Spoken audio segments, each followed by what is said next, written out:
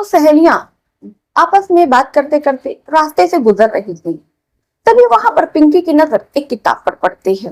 पिंकी को किताब पढ़ने का बहुत ज्यादा शौक होता है। अब ऐसे में जब वो उस किताब को देखने लगती है तो ऐसा लग रहा था उस किताब की एक अजीब सा खिंचाव होता है।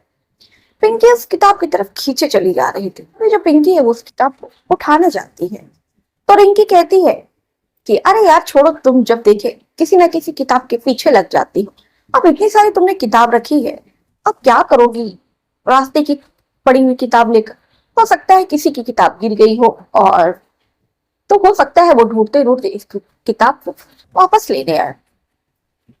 अब पिंकी को रिंकी की बात सही लगती है और दोनों घर लौट आते हैं। फिर जब रिंकी अपने घर पर आती तो देखती है वो जो किताब है जो रास्ते में पड़ी हुई थी रिंकी को अपने बेड पर मिलती है। अब रिंकी बिल्कुल देखकर आश्चर्य हो जाती है, बेड की चादर सही करने लगती है और उसकी सारी किताबें रखी होती है शेल्फ पर। वो किताब उठाकर वो शेल्फ पर रख देती है, लेकिन कुछ देर के बाद देखती है कि वो किताब उसके बेड पर आ गई है। अब रिंकी सोचती है कि ये किताब तो मैंने शेल्फ पर रख दी थी, ये किताब मेरे बेड पर कैसे आ गई? फिर वो बेड से हटा के फिर वो टेबल पे रख देती है। फिर उसके बाद पिंकी सोने चली जाती है।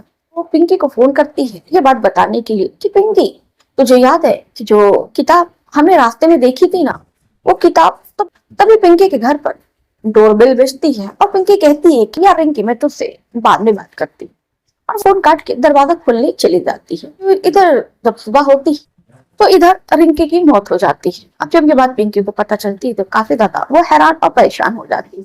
रिंकी उसके घर पर आती, रिंकी देखती है कि ये तो वही किताब है जो पिंकी को मैंने मना किया था उठाने के लिए। अब उसको समझ में नहीं आता है कि ये किताब कैसे उसके घर पर आ गई।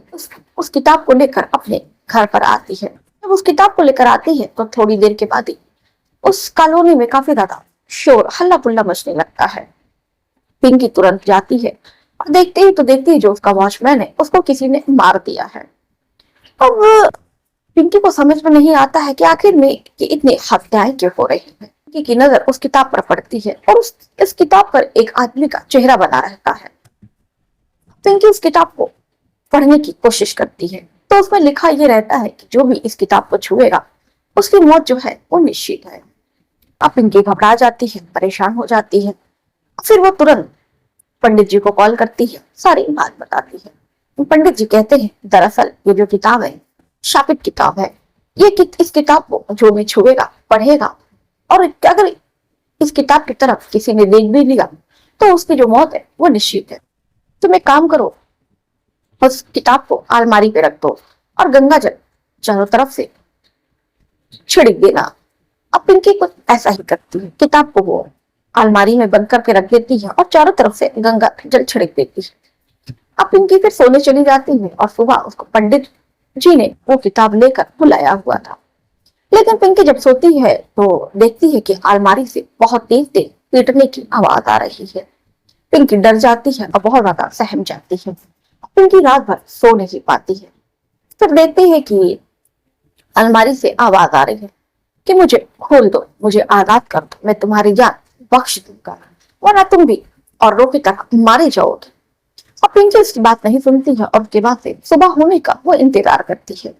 जैसे ही सुबह होती है वो उस किताब को लेकर पंडित जी के पास पहुंच जाती है।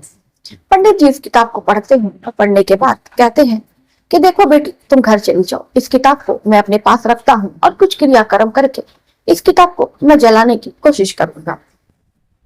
अब इधर जो पिंकी है वो पंडित जी को किताब देकर वो अपने घर चली जाती है। तभी फिर उसको पता चलता है सुबह को कि जो पंडित जी हैं वो भी मारे गए।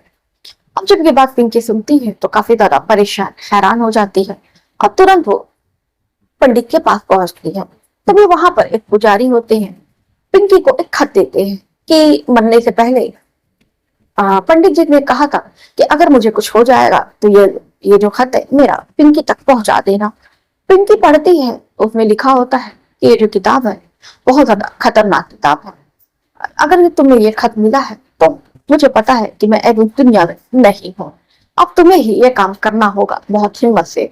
मैंने ये तुम्हारे लिए तावीज बनाई है और तुम एक काम करना, तुम इस किताब को लाल कपड़े में बांध देना और लाल कपड़े में बांधने के बाद गंगा जल से तुम पूरे कपड़े को भिगा देना और हनुमान चालीसा का तुम पाठ पढ़ना। कल अमावस्या की रात है, तुम जंगल में जाकर जब अमावस्या की रात होगी तुम एक गड्ढा खोद कर उस किताब को तुम गाड़ देना। पंडित जी कहते हैं कि देख पिंकी, ये बहुत ज्यादा खतरनाक रास्ता है, बहुत ज्यादा ये मुश्किलों भरा रास्ता है, हो सकता है इसमें काफी तुमको चोट आएगी, ये जो शैतान है तुमको काफी ज्यादा डराने की कोशिश करेगा, लेकिन तुमको हिम्मत नहीं हारनी है और तुमको अपने काम में लगे रहना है।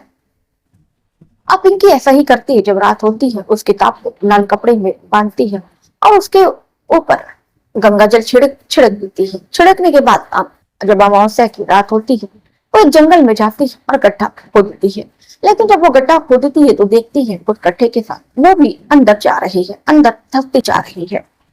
फिर किसी तरह वो जितना ही गड्ढा खोदती है तो वो उतना ही अंदर धंसती चली जाती है। लेकिन जो पिंकी है वो हार नहीं मानती है, वो गड्ढा खोदते जाती है और खोदते खोदते जो मिट्टी है बिल्कुल उसके गर्दन तक आ जाती है। यानी कि पिंकी के प्राण अब बस निकलने ही वाले थे जी।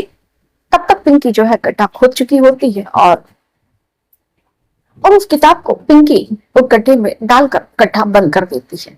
जैसे ही पिंकी गड्ढा बंद कर देती है और वो जो किताब है वो जल के भस्म हो जाती है और पिंकी भी थी अब मिट्टी से बाहर आ जाती है। तो दोस्तों ये कहानी आपको कैसी लगी आप हमें कमेंट बॉक्स में करके अपनी राय जरूर बताइएगा। अगर आप भूतिया कहानी सुनने के शौकीन है तो हमारे चैनल को सब्सक्राइब कर लीजिए, क्योंकि हमारे चैनल पर हर रोज रात के 10 बजे ऐसी ही भूतिया कहानी आती रहती है।